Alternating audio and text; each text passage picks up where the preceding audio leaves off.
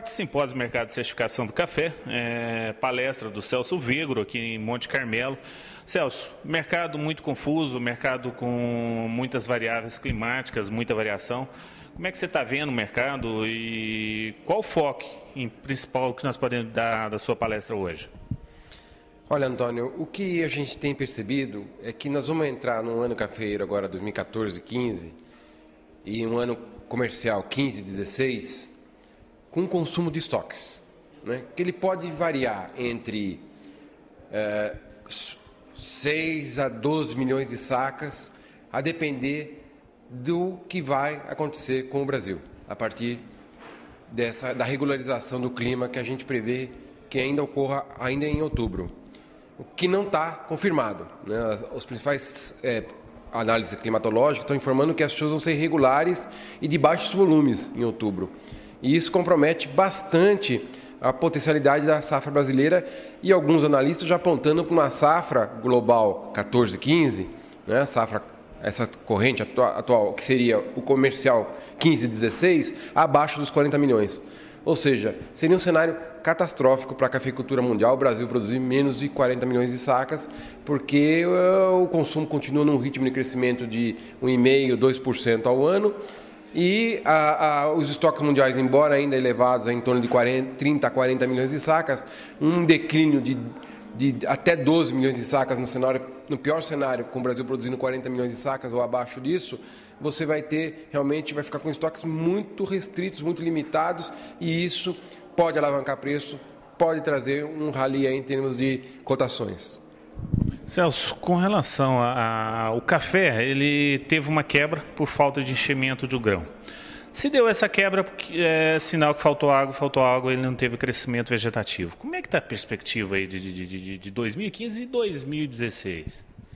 Então, a anomalia climática que a gente está experimentando ao longo de 2014, ela não se encerrou.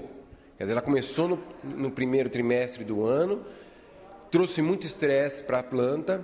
Essa planta passou por um período de dormência que é natural do período invernal, que começa em maio e vai até setembro. E era o momento agora dessa planta retomar seu processo natural, seu ciclo vegetativo e ciclo reprodutivo com a florescimento e frutificação. Como a planta já veio estressada, e, ademais, o trato também foi muito limitado. Quer dizer, agronomicamente as plantas vieram deficientes em termos de nutrição, de controle de pragas. Por quê? Porque a baixa umidade limitou a capacidade dos cafeicultores em promover o trato necessário para essa lavoura. Então a lavoura produziu mal, vem numa recuperação ruim, né? Quer dizer, por quê? Porque não houve regularização das chuvas, as temperaturas estão se elevando muito fortemente, então provavelmente essa planta permanece tremendamente estressada, né? E isso, numa lavoura mais nova, até 4 anos, pode chegar à morte. Certo? O nível de estresse pode chegar à necessidade de recepa dessa lavoura, porque ela não tem mais condição de reconstituir parte aérea mediante a incidência dessa questão climática que vem desde o começo do ano. Nas lavouras mais antigas, provavelmente a planta vai ter essa condição de recuperação, mas de qualquer forma, o desfolhamento pós-colheita e o desfolhamento causado agora o adiamento do retorno das precipitações e a elevada temperatura que nós já estamos observando ao longo de outubro, tem promovido uma desfolha muito intensa, e isso provavelmente vai afetar a planta conseguir segurar os frutos. Então, provavelmente ela até pode formar algum fruto, pode até formar algum chumbinho, mas que provavelmente deve vir ao chão em função da inexistência de folhas que dê suporte para essa frutificação. Então, é um cenário bastante... a gente nunca experimentou algo assim na história cafeira brasileira. Parece que o ano de 63 foi muito parecido, mas em 63 não tinha café no Cerrado. Então não dá para falar exatamente o que vai acontecer. A impressão que a gente tem é que não podemos estar otimistas com safra de café brasileira. Por essas razões que eu vim apontando ao longo da conversa. Eu te pedi a análise agronômica para chegar na análise econômica. Como é que vai ser isso aí na parte econômica? Então, provavelmente, quer dizer, a precificação que vem vindo por aí, a partir de um cenário mais de de baixa produção no Brasil, assim, um cenário que pode vir abaixo dos 40 milhões da produção brasileira no atual ano safra. Ou seja, 15, 16. Então o Brasil completaria 3 ciclos de baixa. O ciclo de baixa 12 e 13, 13 e 14, 14 e 15, 3 ciclos seguidos de baixa. E ao longo desses 3 ciclos de baixa, houve consumo de estoques. Tá certo? Houve consumo de estoques. O volume de estoques se diminuindo gera uma ansiedade no mercado. Ou seja, pode vir a faltar café em algum momento. Tá certo? Alguém pode ficar sem café. E em contrapartida também, nós devemos esperar uma elevação dos preços no varejo. E isso vai reduzir a demanda. Tá certo? Então, os dois fenômenos combinados têm uma certa... tem uma pressão altista, mas ao mesmo tempo tem pressões baixistas. E outra pressão baixista para o mercado de arábica é a possibilidade de incorporar mais robusta nesse blend. Tá certo? Então, somando todos os fenômenos, há um cenário altista para a arábica, mas ele é limitado pela eventual restrição da demanda, por um lado, e por outro lado, pela incorporação de mais robusta no blend. A sorte, ou não, né?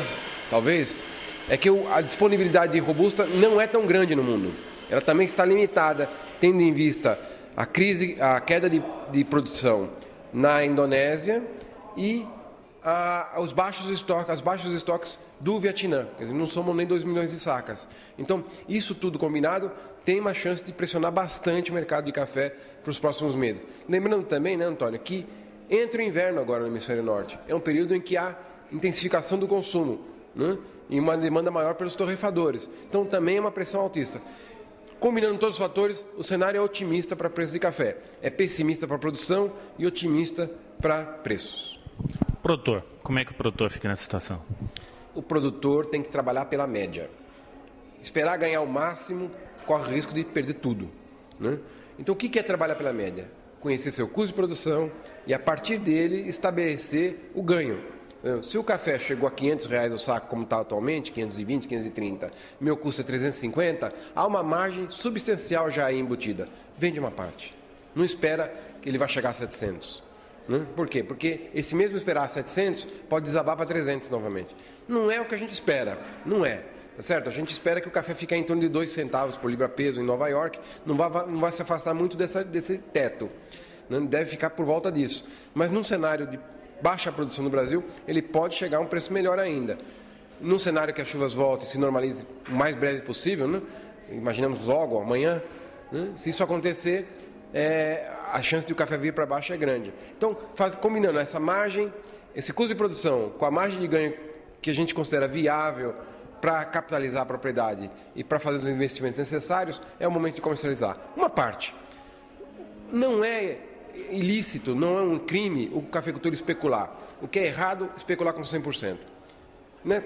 Trava uma parte, comercializa uma parte, e se quiser ficar lá com 30% da safra, 20% da safra, para tentar arriscar um preço de R$600 a saca lá na frente, é lícito, mas não com 100%. Mais alguma coisa? Olha, eu diria que a situação é bastante grave hoje, né, no Brasil.